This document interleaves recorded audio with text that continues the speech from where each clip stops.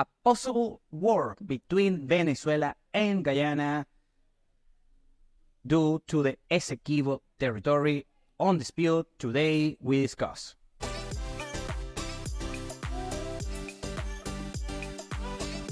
Welcome to Venezuela Insider, the only place in Venezuela for expats, digital nomads, entrepreneurs, investors, travelers, and related internationals. For more information, venezuelainsider.com. So one of the questions that I'm getting recently is that if there is a possibility that a future war on the Essequibo region between Venezuela and Guyana is due on the next few days, on the next few months, or even next year. Well, today we are gonna develop a little bit more about this particular issue. This is something that I get asked a lot. And first, of course, if you follow the channel regularly, you know that I'm not doing as much content as I like, dealing some couple of issues. But this is something that is worth talking about, and that's what we are here today. Right now, I am on the beautiful city of Puerto Piritu, on a Saturday state, just half an hour drive from my hometown Lecheria. I'm a guest on this beautiful place, Arena Casa Club. I'm gonna leave the link on the description below if you want to check out. If you are here on the region, it's a beautiful place close to the beach on the beautiful city of Puerto Piritu. Now, before we go, if there is a possibility of a war, I'm gonna discuss that on the next video. Today, I want to discuss about history and all of the major factors that are causing this particular turmoil, this dispute between the Venezuelan government and the Guyana government. Basically, everything starts over 200 years ago when Venezuela declared its independence from Spain. The moment that was on early 19th century. At the moment, Venezuela, of course, was a fairly young country, just separated from, it went from being a colony of Spain and now a sovereign state.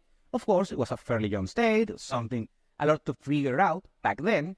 And at the moment, Guyana was previously was a colony from the Dutch Empire. At the moment, the Dutch Empire had a huge power all over the world. However, their power was diminished by that century. And then there was the flourishing British Empire and Guyana, the Netherlands. So Guyana was a territory with not major significance for the Dutch Empire, and it was sold to the British Empire. Very good back then. Okay, when the Brits take over of Guyana, what happens is that they want to demark their territory and include the Essequibo region. Legally, it was property of Venezuela when Venezuela was a colony from Spain. Very good on that. Now, there is this particular law, I cannot recall it at the moment, that this particular law is that basically right now, it says that if you have a sovereign state, a sovereign country, a sovereign nation that was previously a colony, the territory that at the moment was a territory, right now, basically all the territory belongs to the nation. For instance, the particular case of Venezuela first was a Spaniard colony, and all the territory from the Spaniard colony is now in possession of the sovereign state, of the sovereign nation. And that's the case of Venezuela because the Essequibo region was legally part of the Venezuelan territory. Very good for that. And the natural border of this territory was the Essequibo River. What happens in the midst of the 19th century? At the moment, the Brits are on power on the Guyana territory, and they want the Essequibo region. So they draw this line, they hire this gentleman, I don't recall his name right now. It's a funny name, and I'm going to put it in the title here. And what happened is this man is hired in order to mark, to draw the borders, the legal borders of the Guyana territory that now is a British territory. So what happens is this man, goes a little bit, creative, drawing the borders, and at some point he takes a huge chunk of territory of the Essequibo region, and after that just says, screw it, I'm going to take the whole Essequibo region. And that's what the British government took as their own territory. At the moment, Venezuela was a fairly young country. They were novice, doing the democracy and, establishing a republic, a serious nation. So by the end of the 19th century, the Venezuelan representation, the Venezuelan authorities, looked help on the United States. At the moment, was the president back then was Glover Cleveland, and he tries to, quote unquote, help the Venezuelan cause. So they go to Paris, they go to a court in Paris on 1899, and both parties agree to take the final saying as whatever might be the case. Take it as a binding agreement.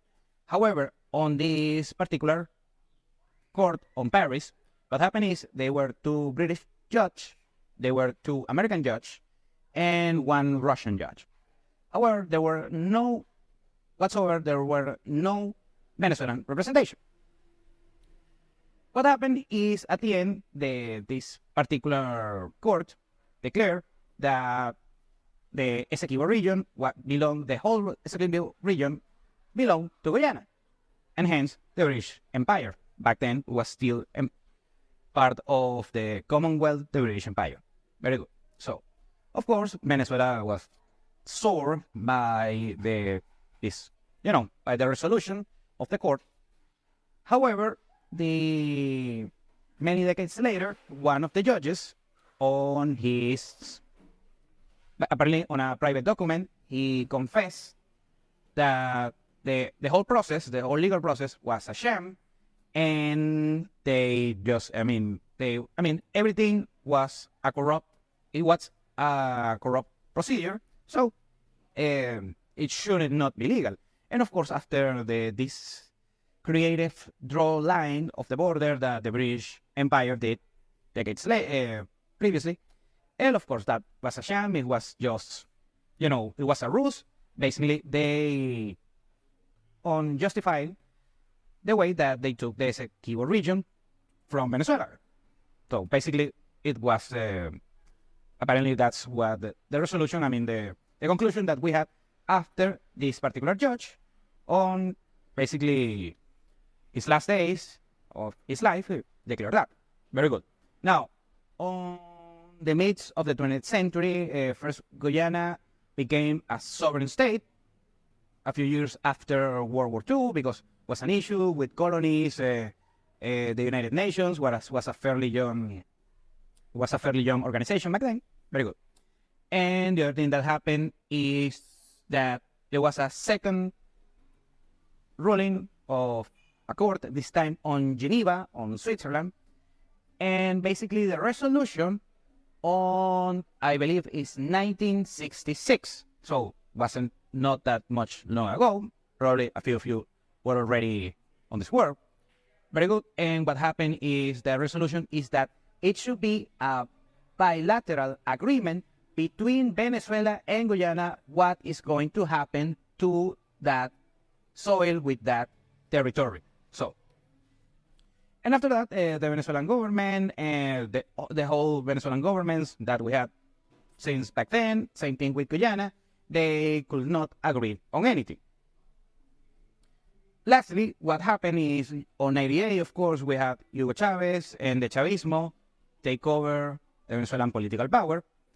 By the early 2000s, Hugo Chavez was actually very friendly with the government on Guyana, and he tried to be very good friends from the people from the Caribbean because he wanted to, to gather as much as political power abroad as he could, because when he needed, the international community, the good positive a voucher from them when every time he's gonna get criticized, and he got criticized a lot.